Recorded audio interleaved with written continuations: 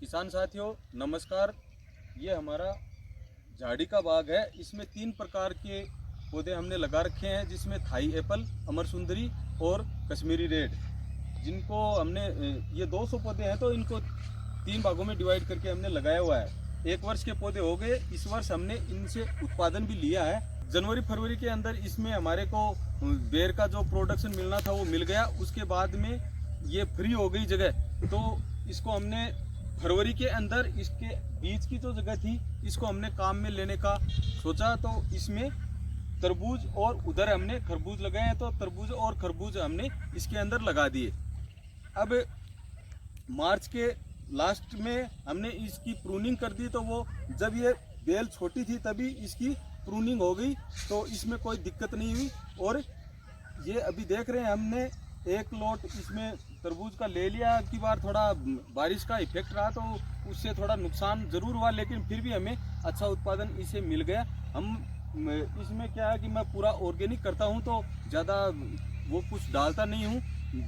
Humic acid और OWDC और गोबर की खाद और इनसे ये न्यूट्रेंट थोड़ा दे करके, और ये आप देख रहे हैं। तो इसमें आप अगर पूरे वर्ष भर उत्पादन लेना चाहते हैं, अपनी आय को बरकरार रखना चाहते हैं, तो इसके लिए आपको अलग से प्रयास करने की आवश्यकता है। क्योंकि अगर साल में एक बार बेर तो एक ही बार जनवरी फरवरी के अंदर ही उसका उत्पादन आता है और उसी से में आय होती है, तो फिर बाकी किसान वर्ष भर फ्री रहता है। तो इसलिए मैंने ये विचार किया कि इसमें जो बाकी जो समय है उसको भी हम यूज़ करें और उस समय भी इससे हमें आय प्राप्त हो। तो इसके लिए तरबूजे लगा दिए, तो तरबूजे का हमारे को उत्पादन मिला। इसके बाद में अब जुलाई के अंदर इसमें मैं अश्वगंधा लगाऊंगा, तो अश्वगंधा तो नीचे रहेगा, जिससे एक तो फायदा ये होगा कि खरपतवार नहीं होगी, और जनवरी के अंदर जो अश्वगंधा उसकी हार्वेस्टिंग हो जाएगी। उसके बाद में फरवरी के अंदर दोबारा इसके अंदर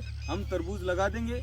थोड़ी दूर में सब्जी लगाने का भी हमने सोचा है। तो इस प्रकार ये पूरे वर्ष भर हमें 3-4 बार इसी ज़मीन से हमें आय प्राप्त हो जाएगी। तो ये पूरा एक शेड्यूल बनाने का मैंने प्रयास किया है। जो मौसमी के का आप उधर बाग देख रहे हैं उसमें भी मैंने ऐसे ही किया है, और किन्नों के बाग में भी यही कर रहा हूँ। तो ये सारा मैं एक शेड्यूल बना के काम कर रहा हूँ, जिसमें मुझे हर महीने कुछ ना कुछ आय ज़रूर प्राप्त हो। जनवरी फरवरी में मुझे बेर से 20-1 हज़ार रुपये मिले थे, क्योंकि ये अभी एक ही वर्ष के पौधे हुए।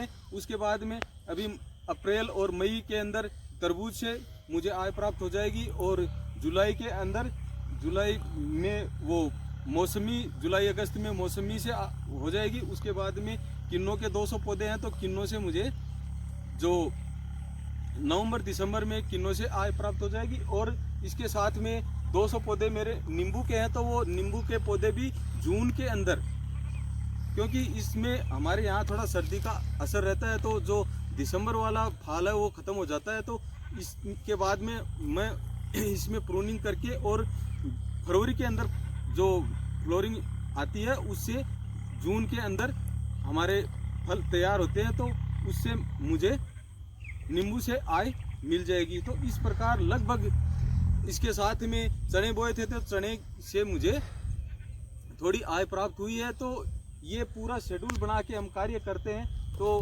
किसान, जैसे प्रधानमंत्री जी ने कहा था कि हर किसान की आय 2022 में डबल कर देंगे, मैं तो कहता हूं कि किसान अपनी आय 4 से 5 गुना आसानी से बढ़ा सकता है, अगर वो अपनी ज़मीन का एक एक इंच काम में लेने का प्रयास करे और उसके लिए मेहनत करे। और मेहनत अकेली इसमें काम नहीं आती है, इसके साथ में हमें दिमाग भी लगाना होता है, और उसके हिसाब से अगर कार्य करेंगे तो हम आराम से अपने वर्ष भर पूरी आय हमें मिलती रहेगी। मैंने सब्जी भी बो रखी है, और मैंने यहाँ पे ऑर्गेनिक का अपना पूरा करता हूँ, तो उससे तरबूज और जो सब्जी है वो मैं यहाँ पे स्टॉल लगा के बेचता हूँ, जिससे गांव के जो लोग हैं वो यहीं आकर के और सब्जी और तरबूज लेकर के जाते हैं। तो मुझे मंडी के से यहाँ आय भी ज़्यादा मिलती है, और अक्षेश मात्रा में अगर होते हैं तो वो मंडी में दे करके आ जाते हैं। तो ये तरीका मैं यूज करता हूँ, जिससे वर्ष भर आय बनी रहे। और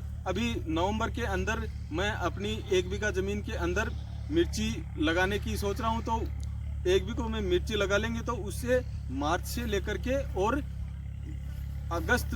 जुलाई अगस्त तक उससे लगातार प्रतिदिन आय मिलती है। तो वो भी मैं अब की बार करूँगा। तो ये सब तरीके अगर आप काम में लेंगे तो आपकी आय, किसान क्या करता है कि 1-2 चीज़ें बोता है, अगर उसमें नुकसान हो गया तो फिर वो आगे और मेहनत नहीं करता है और वो यही सोचता है कि यार इसमें भी फ़ायदा नहीं हुआ। लेकिन अगर आप वर्ष भर प्रयास करते रहेंगे तो एक फसल में अगर आपको नुकसान हो भी गया तो बाकी और अन्य फसलों से आपको फ़ायदा हो जाएगा। तो उससे आपको हर महीने कुछ ना कुछ आय मिलती रहेगी।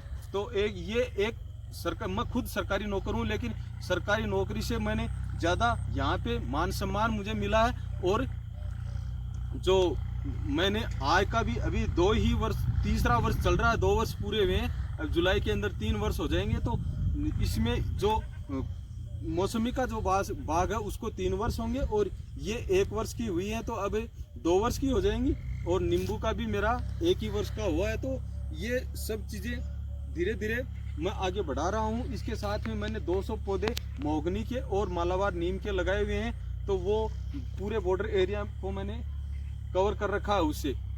तो उससे क्या होगा कि 5-7 साल बाद में उससे जो टिम्बर की अतिरिक्त आय मुझे प्राप्त हो जाएगी। इस प्रकार अगर आप इंच बाय इंच अपनी जगह को यूज करते हैं तो आपको अच्छी आय मिल जाएगी। तो किसान साथियों, अगर आपको वीडियो अच्छा लगा हो तो प्लीज़ मेरे चैनल को सब्सक्राइब कर दें और वीडियो को लाइक और शेयर ज़रूर करें।